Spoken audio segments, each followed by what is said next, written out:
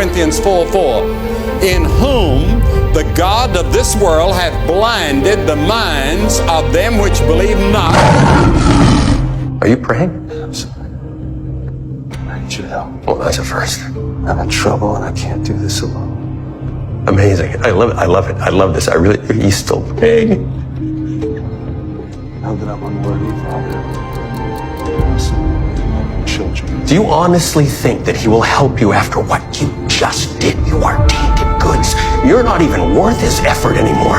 Even if he did help you, do you think I will ever leave you alone? Ever? There is nothing that I won't do to you. No temptation, no low that you won't sink to. I know you, Kevin, and you are nothing. Nothing! I am greater than him. I am certainly greater than you!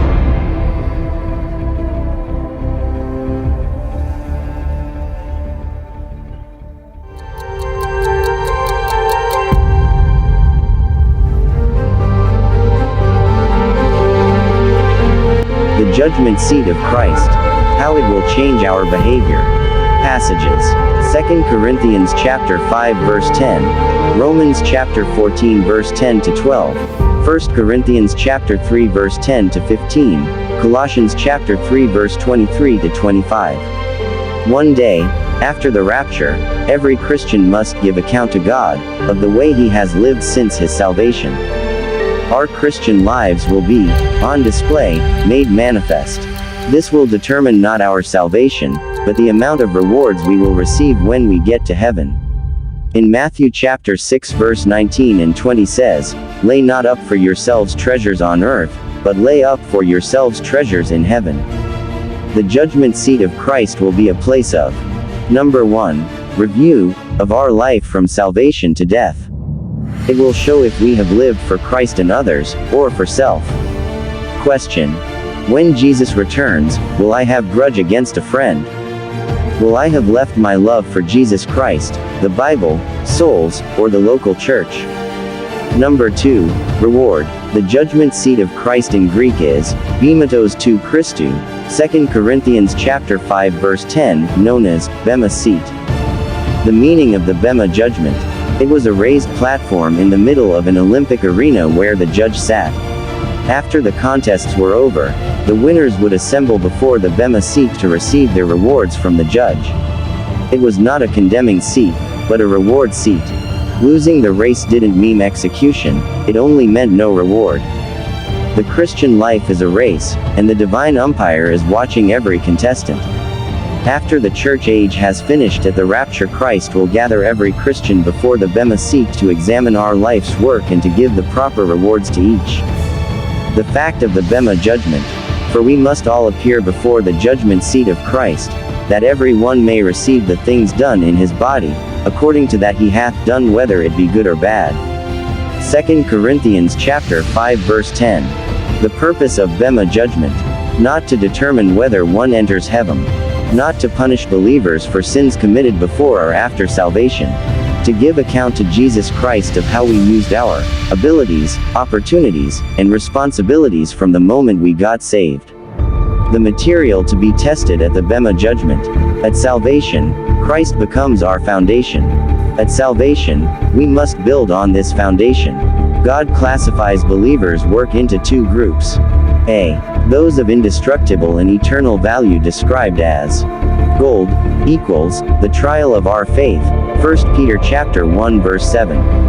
Silver equals wisdom gained, favor with God, Proverbs chapter 2 verse 4, chapter verse 14, chapter 8 verse 10, chapter 22 verse 1, Malachi chapter 3 verse 3.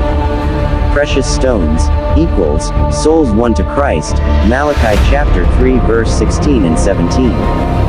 B. Those of destructible and useless activities of no eternal value are described as wood, hay, and stubble, 1 Corinthians chapter 3 verse 12 to 15. Question. For what actions will we be rewarded at the Bema judgment seat of Christ?